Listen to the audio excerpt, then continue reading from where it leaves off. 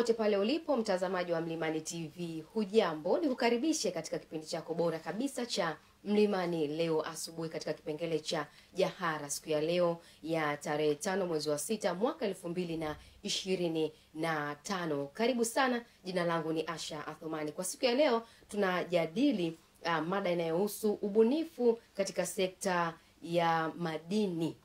Na hapa studio nimemwalika Joshua Sumbuka ambaye ni moja kati ya wanafunzi kutokea Chuo Kikuu cha Dar es Salaam. Habari za asubuhi. Salama kabisa. Huko utokako? Salama kwema. Haya, sawa. Na ni miongoni mwa vijana ambao ni mashuhuli ambao wao waliweza kutengeneza mawazo na moja kwa moja wakapata ushindi kuhusiana na masuala ya ubunifu katika sekta ndogo ya uchimbaji wa madini. Sasa tutakwenda kufahamu kwa pamoja kipi ambacho kilimfanya aweze kushinda. Lakini pia una nafasi ya kuendelea kutufuatilia kupitia kwenye mtandao wa YouTube. Tunapatikana kama Mlimani TV UDSM, lakini Instagram tunapatikana kwa jina la Mlimani TV Official. Kwanza kabisa Joshua, hongera sana kwa hatua ambayo umeweza kuipata. Nashukuru sana. Nashukuru. Ilikuwaje mpaka ukaweza kushinda, kuibuka kidedea hasa katika sekta hii ya teknolojia ya mseto ya uchimbaji mdogo mdogo? Unajua ushindi hatujichagulii sisi. Lakini ukifanya tu kitu kizuri, na kikawa kweli kina uhitaji kwenye jamii, na watu wanakihitaji kulingana labda na changamoto zao, moja kwa moja wananchi au watu wenyewe walengwa wanakipokea. Basi ushindi huu sijautaka mimi au sijauchagua mimi, umepokelewa na nimechaguliwa na watu wenyewe ambao wanahitaji wa hichi kitu au teknolojia ambayo tunaizungumzia.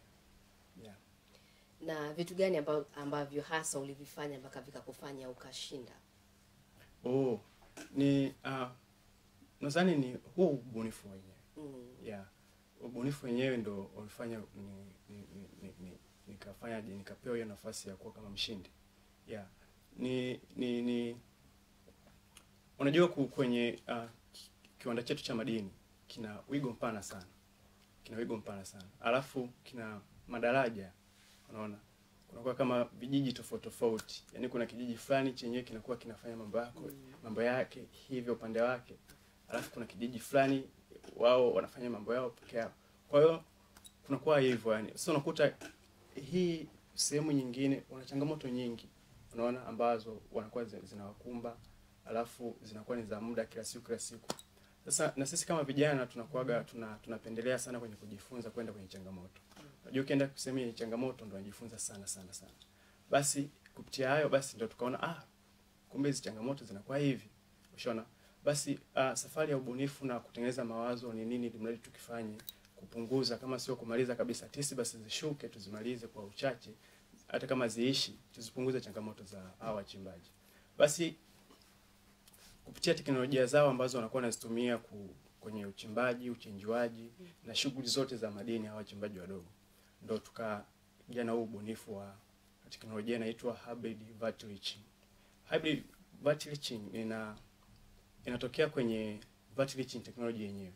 Ni teknolojia ambayo ilikuwepo ya muda, unaona, lakini sisi tumeiboresha kulingana na uhitaji wa kisasa zaidi. Unaona, imetumika miaka sana. Sasa kuna namna material au miamba ya madini inakuwa inataka mabadiliko kwenye namna ya tibu ili mradi kupata kile ambacho tunakuwa tumekilenga kukipata. Na unadhani sasa hiyo teknolojia ambayo mmekuja nayo inaweza ikawa inatija kwa hao wachimbaji wadogo? Ndio maana imechaguliwa, ndio maana wameipenda, na ndio maana wamesema kwamba kweli hii ni kweli. Kwa sababu tushaifanyia majaribio. Unajua unaposema umeleta ubunifu, kuna vitu kama viwili vitatu. Kitu cha kwanza, kuna ubunifu wa kitu kinavyoonekana. Lakini pia kuna ubunifu wa kitu kinavyofanya kazi. Ushaona? Lakini pia kuna maarifa yale. Je, yale maarifa ambayo umeyafanya wewe yanafundishika, yanaelezeka, kwamba hata ukipeleka kwenye jamii sio kwamba ni itakutaka wewe tu ufanye, wengine wasifanye. Kiasi cha kwamba labda leo haupo, unajua leo tupo kesho tupo. Kiasi cha kwamba hata kama leo haupo, wanaweza kaitumia. Unaona? Kwa hiyo kuna vitu hivyo vitatu. Kwa hiyo tumeshafanya majaribio, tushaona majibu yake, tumeona ni jinsi gani ambavyo mtu anaweza kufundishika, jamii ikaipokea na ikatumia. Basi kwa majaribio hayo ndio tumeona kwamba ni kweli na jamii imepitisha kwamba ni kweli. Yeah, kwa hiyo ina tija na ina faida ndani yake.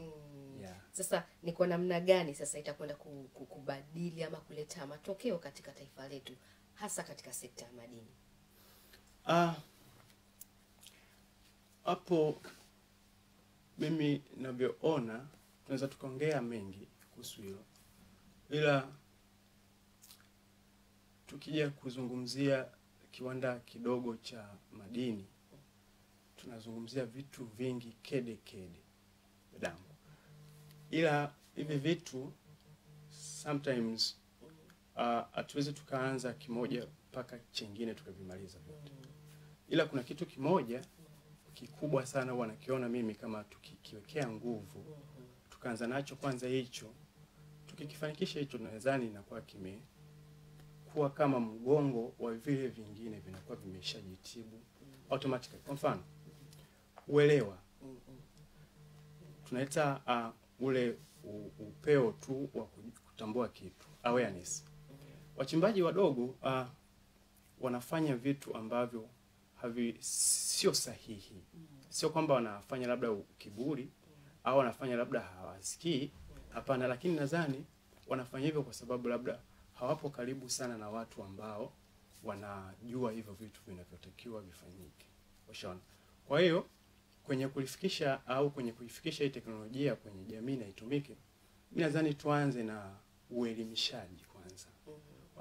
Uelimishaji wachimbaji au wawekezaji wa kiwanda kidogo cha madini wajue kwanza kuna mabadiliko sasa hivi, pia waheshimu taaluma. Unaona kwamba ni sayansi. Kwa hiyo kama ni sayansi, nitakuwa wakubaliana na sayansi inasemaje. Ushaona?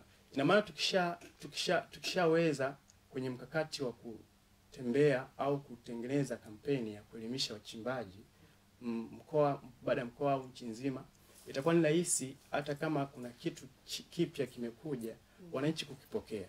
Lakini kama hatutawekeza kwenye kuelimisha, itakuwa ni ngumu sana kwenye hata kama tukigundua tukaja na teknolojia tukafanya hichi na hichi na hichi, watu watakuwa wanaviangalia tu wanavipita. Ushaona? Kwa hiyo hilo la kwanza na mengine yanafuata. Kwa mimi nadhani hata kama ni serikali au sisi ambao tunajitahidi kubuni tunanili. Lakini siwezi nikasema sana kwenye upande wa serikali. Serikali inajitahidi sana kutoa elimu na kufikisha watu ambao wanaweza kusemea. Na sisi wataalamu ndio hivi tunakuja na teknolojia, lakini tuwekeze pia na kwenye kuelimisha ndani yake. Yeah, elimu ni kitu bora sana. Na mtazamaji wa Mlimani TV, tupo na Joshua Sumbuka ambaye yeye ni mshindi wa teknolojia ya mseto uchimbaji mdogo, na leo hasa tukiangazia ubunifu katika sekta ndogo ya madini. Mimi ni Asha Athman, tafadhali endelea kuwa nasi. Kitu kingine ambacho ningependa kufahamu baada ya wewe sasa kupata hilo wazo, je, ulienda kutazama maeneo ambayo hao wachimbaji wadogo na namna hizo changamoto ambazo wamekuwa wakizipata, ama tu ulitumia teknolojia kuangalia changamoto? Yeah. Na swali zuri sana. Ipo hivi. Kwanza wazo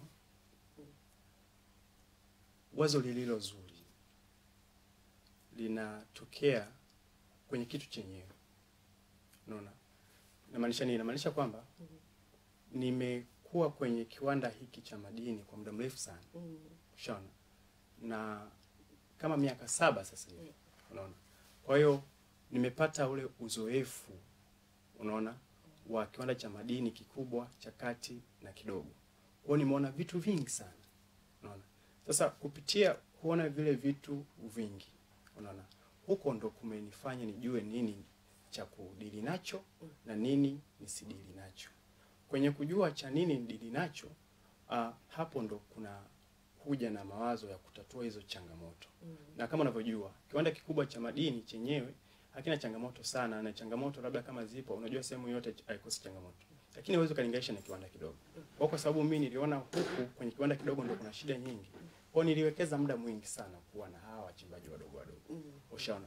Kwa hiyo kwa kujibu swali lako moja kwa moja, ili wazo halijatokea kwamba nimekaa tu nikatengeneza wazo labda sayansi kuliendesha nikatengeneza wazo. Hapana, nimelitoa kwenye field au kwenye ground au sehemu kabisa yenyewe ambako hayo maisha halisi yanafanyika. Ndio nikaja nimetoa tatizo kule, nikakaa chini na namshukuru Mwenyezi Mungu, nimekuwa na kampani nzuri, timu nzuri, inani coach. Kwa hiyo kwa kufikia kupata hilo wazo zuri, limekaa vizuri, kuna cheni pia ya watu nyuma. Sasa kule kwenye field ndio kuna matatizo na majibu tunakuja tunatafuta, lakini huko ndo tunakotoa. Kwa hiyo huko ndo chimbuko la hiyo ubunifu. Sasa kwa huyu mtazamaji ambaye anatazama sasa hivi Mlimani TV, ndio matatizo gani makubwa ambayo uliyaona huko? Ni kama nilivyosema awali. Unajua nimesema kuna vitu vingi kede vingi sana. Unajua tukianza kama ni ndoo unajaza pomoni. Walau hata vitatu. Yeah. Cha kwanza kabisa naweza nikasema kwamba teknolojia yenyewe zenyewe zinakuwa ni duni kidogo, hazijakaa kwenye ule tuseme ubora standard. Ushaona? Cha pili lakini ni hiyo matatizo ya kutopata watu sahihi. Ushaona? Watu sahihi. Mwingine anaweza sinielewe vizuri, lakini na touch vitu ambavyo ni vikubwa na vina maana sana. Ushaona? Mwingine anaweza kusema labda hawana mitaji au uwekezaji wao mdogo au teknolojia duni. Ushaona? Lakini hizo sio changamoto. Kwa mfano, kuna sehemu nyingi tofauti ambazo zinatoa mikopo. Ushaona? Zinatoa mikopo kwa wachimbaji hata wadogo. Ushaona? Lakini utaweza kusecure vipi mkopo wako ambao umeuchukua leo ili urudishe kesho kama haujui hata ni kiwango gani cha mwamba ulichonacho wewe kama mchimbaji? Utajua vipi kwamba nina ukubwa wa kiasi hichi, naweza nikachukua mkopo wa kiwango hichi, zeni ni kulingana na rasilimali yangu ya madini nilionayo itanisababisha kufanya nini? Kufanya biashara yangu na kurudisha faida pia na kurudisha ili deni ambalo nimeli. Kwa hiyo nadhani kukiwa na uelewa na watu wataalamu ambao wakaingia kwenye kiwanda cha madini kama wakombozi, wanaweza kutoa au wakaelimisha haya matatizo, wachimbaji wakaelewa. Lakini ukisema kwamba labda wana shida ya mikopo au wana shida ya mitaji sio tatizo. Mtaji watu, makampuni hapa ambao wapo watu na serikali sasa hivi inachangia sana hata kwenye kuwapa mashine na vitu vingine ambavyo vinaweza kusaidia. Lakini nadhani ni teknolojia na watu sahihi. Watu sahihi ambao wanaweza katoa au wakaelimisha ndo changamoto kubwa sana. Walio wengi wanakimbilia migodi mikubwa. Ushaona? Na wengine hawana zile spirit za kukaa na wachimbaji wadogo wakavumiliana. Wachimbaji wadogo wana changamoto sana kwenye uelewa. Awareness tarudi kule. Yeah. Kwa kumalizia sasa, pengine labda kuna yapi ambayo ungependa mtazamaji afahamu kupitia hasa hii sekta ya ubunifu katika sekta ndogo ya madini? Yapo mengi sana, lakini tunatafutia muda na namna nzuri ambayo tunaweza tukawafikishia wakaona wengi na tukafanya vitu nadharia kama hivi tunavyoongea, lakini na kwa vitendo. Natamani sana nifanye vitu kwa vitendo, lakini unajua sasa hivi tupo era nyingine. Hii era ni kama zama ni zama ya information. Unaona? Kwa hiyo niko natamani sana tuwekeze kwenye kufanya kampeni, tufanye hata documentaries nyingi, tuende site, tuchukue, tuonyeshe, tutembelee migodi ambayo ina changamoto, tusaidie, zeni tuitangaze, tuipeleke kwenye media, nchi ione, watu waone kwamba kwenye hichi kumbe kinafanyika hivi, usifanye hivi, inatakiwa ifanyike hivi. Ushaona? Kwa hiyo hilo ni jambo ambalo linataka support sana. Unaona? Kwa hiyo hilo inawezekana labda ndio wito wangu wa kusema kwamba labda tokee watu kama ni serikali, na bahati nzuri chuo kina support pia hivyo vitu, tupo kwenye strategy hizo. Lakini chengine tukishamaliza tukipata support hiyo ya kutengeneza hiyo kampeni ya kuelimisha wachimbaji wadogo nchini, chengine naweza nikasema kwamba labda ni sasa jicho dila kuitupia watu tuitupie macho kiwanda kidogo cha madini. Ili mradi tuwe wengi tusupport. Mimi mwenyewe siwezi, unaona, lakini tukiwa wengi na kwa hivyo. Chingine cha mwisho tarehe 9 mwezi huu wa 6 kuna maonyesho ya level ya chuo kikuu pale chuo kikuu cha Dar es Salaam. Sasa pale tuna project nyingi na tuna muda mwingi wa kutosha. Tuna kama siku 3 pale, tunakaa tarehe 9, 10 na 11. Tutoka pale tunaenda Sabasaba. Nilikuwa nawaalika wale ambao watakuwa interested wasogee pale pale, ndio tuna wigo mpana, tuna muda mrefu, tuna project nyingi na vitu vingi vya kuongea. Wasogee na mengine ambayo yataendelea pale. Basi mimi nikushukuru sana, asante sana kwa muda wako. Sana shukuru sana. Na mtazamaji wa Mlimani TV, kupitia kipindi chako bora kabisa cha Mlimani leo asubuhi ndani ya Jahara. Kwa kufikia hapo tunafikia mwisho wa kipindi hiki, ambapo kwa siku ya leo tulikuwa tunaangazia ubunifu katika sekta ndogo ya madini, na tulikuwa na Joshua Sumbuka ambaye yeye ni mshindi wa teknolojia ya mseto ya uchimbaji mdogo. Nadhani pia utakuwa umejifunza mengi, na usisahau pia kwenda kwenye hayo maonyesho ambayo yatakufanya kama kijana uweze kufanya mambo makubwa katika sekta ya madini. Kwa kufikia hapa tunafikia mwisho wa kipindi hiki. Asante, nikutakia asubuhi njema. Mimi ni Asha Athumani.